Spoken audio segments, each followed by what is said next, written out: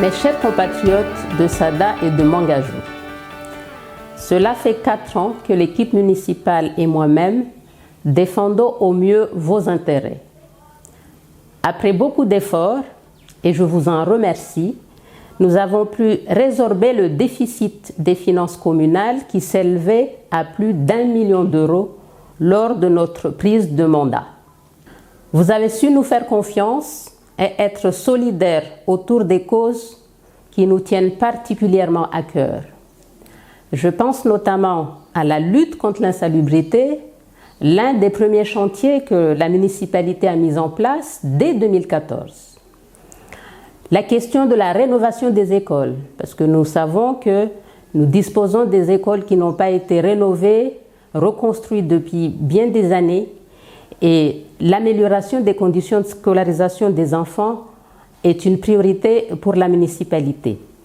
Sans parler de la mise en place du Centre communal d'action sociale en 2015 qui œuvre pour les personnes en situation de fragilité sociale. Une chose est sûre, mes chers compatriotes, que ces 4 dernières années de mandat nous ont permis d'avancer dans nos chantiers grâce à l'intelligence collective qui, lorsqu'elle est mise en œuvre au service de l'intérêt général, permet de relever tous les défis.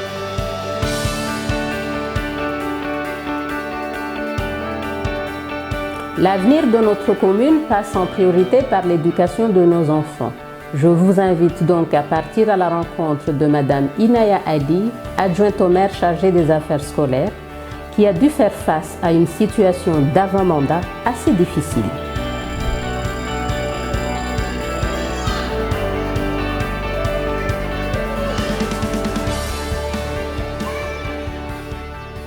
Avant d'arriver dans ce mandat, avec Madame Chabamana, je faisais partie des parents d'élèves qui poussaient beaucoup la précédente municipalité à réagir sur les difficultés que posaient les écoles, sur l'hygiène, sur la sécurité, sur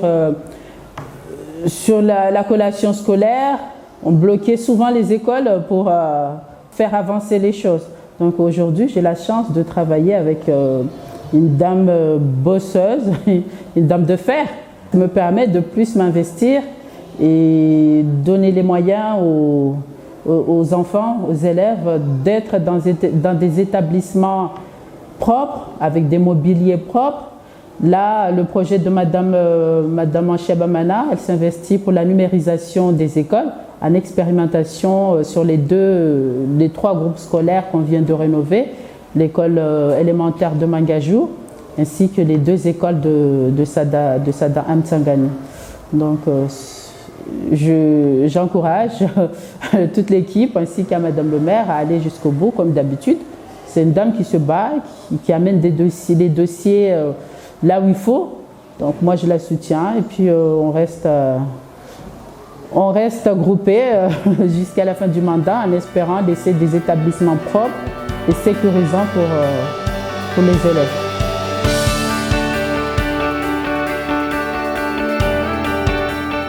Comme vous avez pu le constater, beaucoup d'efforts ont été consentis pour améliorer les conditions de scolarisation et le challenge reste loin d'être gagné.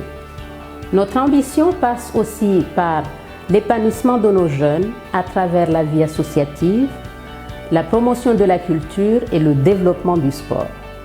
Voyons cela avec Madame Arabia Djiadi, adjointe au maire chargée de ce secteur.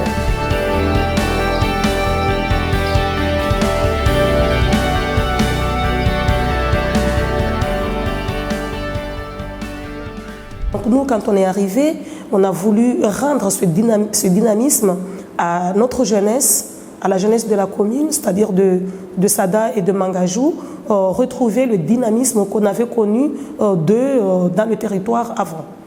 Pour redonner cet dynamisme, la première chose, c'était de pouvoir finir la maison qui leur appartenait, cet outil, la maison de la jeunesse et de la culture, qui est la MJC de Mangajou.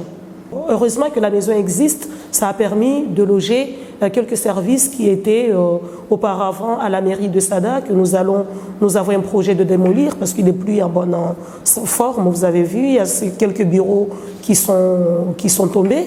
Et donc, la maison, la MJC, a été le premier outil pour héberger les différents services de la commune.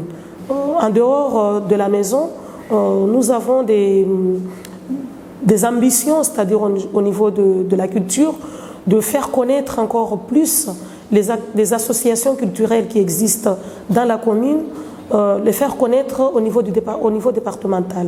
Au niveau sportif, vous n'êtes pas sans savoir que Sada est le seul village à avoir 2 équipes en DH.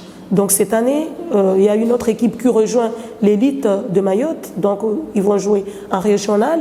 Et donc là encore, on veut faire encore plus parler notre commune et les jeunesses vont encore être plus entendues, non seulement au niveau du départemental, mais aussi réaliser encore plus et faire des sorties au niveau national, c'est-à-dire participer à des compétitions qui sont mises par la FFF pour l'année 2018, Inch'Allah.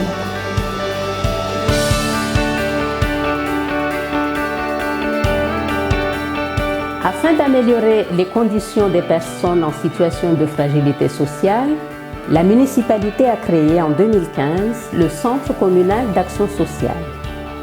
Je vous invite à vous y rendre.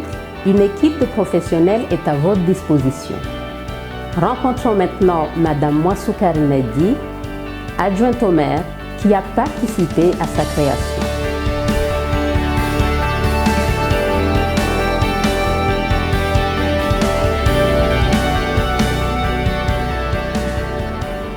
À notre arrivée, effectivement, en fait, ce qu'on avait, on avait un service social de nom avec un agent, mais sans travailleur social, sans aucun outil en fait. Donc on avait juste un service social qui n'était pas connu du public. Il n'y avait pas d'émission définie, déterminée, il n'y avait pas de contour, il n'y avait pas de projet. Du coup, c'est sur cette base-là en fait qu'on a voulu revoir en fait le dispositif. Et effectivement, en fait, à cette époque-là, c'est l'année où on allait déployer en fait les centres communaux d'action sociale sur le département. Du coup, voilà, on a saisi cette chance pour pouvoir développer le dispositif sur la commune de Sada. La mise en place de ces dispositifs nous a permis non seulement d'avoir des professionnels qui peuvent répondre à la demande de la personne, à savoir le recrutement d'une assistante de service social qui a comme mission donc d'accueillir, écouter, orienter le public cible. On a pu recruter également une directrice d'action sociale qui a donc pour mission en général de réfléchir sur un projet, mais aussi les orientations globales pour répondre à la demande et aux besoins de la population de Sada sur les 3 catégories que je vous ai citées, les jeunes, les personnes âgées, mais aussi la famille sur le plan global. Autrement, c'est des actions collectives qui encadrent, qui facilitent une cohésion sociale et sans oublier une coordination avec les institutions, la consolidation du réseau partenarial avec les institutions comme le conseil départemental, la caisse de sécurité sociale pour une meilleure réponse aux besoins de la population de Sada.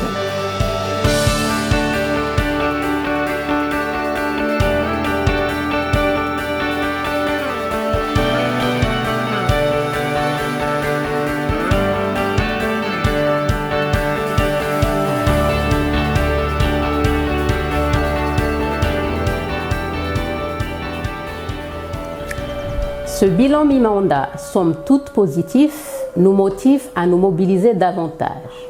D'autant plus que de grands projets à court terme sont en cours, tels que la construction du marché couvert, la mise aux normes des écoles, des cimetières et des équipements sportifs. À moyen terme, nous menons les projets de la RHI Koutouzatini qui permettra de mieux aménager notre centre-ville. Il en est de même pour le lotissement Mangajou Sud, qui a pour vocation d'être un nouveau quartier de vie répondant aux exigences du monde moderne.